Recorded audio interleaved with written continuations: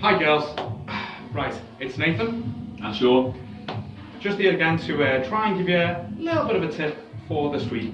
What we're going to be covering today is the idea of flexible dieting, and if you can have a little bit of leeway with your dieting. As we know, a lot of the times, once we start the whole fitness process, you have to eat right to be able to achieve your goals, but a lot of people think that means that you have to give up your whole social life along with the process. Now, in reality, if you're just very good for 90% of the time, you've got a little 10% of leeway that you can have around your life. Things where if you've got like little family occasions that might be coming up, if you do want to go and have a little drink with the girls, or you want to go and have some popcorn at the cinema with your family, then you're okay to do that. But you've just got to make sure that it's actually 10% of the time and not like 30, 40%. If we just think dead quick, if you're dieting from Monday to Sunday and you're having like averagely 3 meals a day, so you've got about 21 meals across that time, really trying to say that only like 1 or 2 meals worth that you can sort of go out there and push it out a little bit, whether that's that you want to have some drinks with your meals, you want to go out and have a night out with the girls. You don't want to make that little drink with the girls and then packet of penguins or something like that while you're watching, I don't know, Hollyoaks reruns or something like that in your house.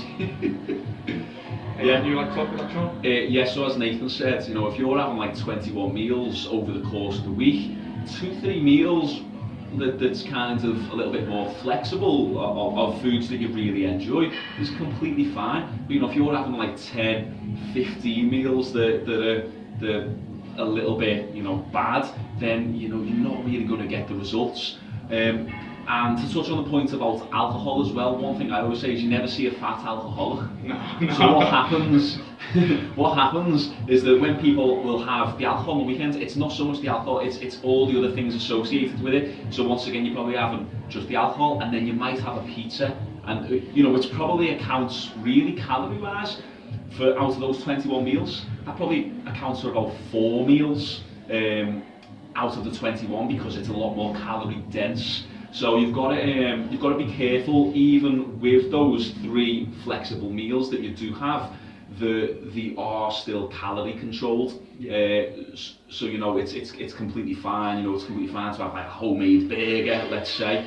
But at the end of the day, that's still a little bit calorie controlled. If you're having like a 50-inch pizza with a whole bottle of Coke, then that's obviously not going to be beneficial, is it? So try and look at things, the take-home points that me and Nathan are getting at here is just try and look at things over a 7-day period as opposed to day by day by day, because then you can get the big picture then. Okay, I've been great 6 days, now let's have a little bit of an off day, but that off day you're still very conscious that you're in this process of trying to lose body fat, tone up, and get results. Yeah. Pretty much cover anything else.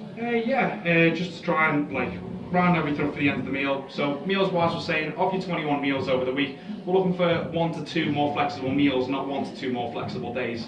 And if you do want some little alcoholic guidelines out there, if you're sticking to spirits and diet sodas, they're always going to be the best thing. Feel free to get the odd cocktail inside there. But as I said, don't be going over the top on the sugary drinks, and don't go for the 4 AM kebab in the middle of the night. Well, after you've been partying as well. Yes. That's it, okay? Right, hope this helps, girls. So just be very conscious, and we'll see you in the next video. Ta-da!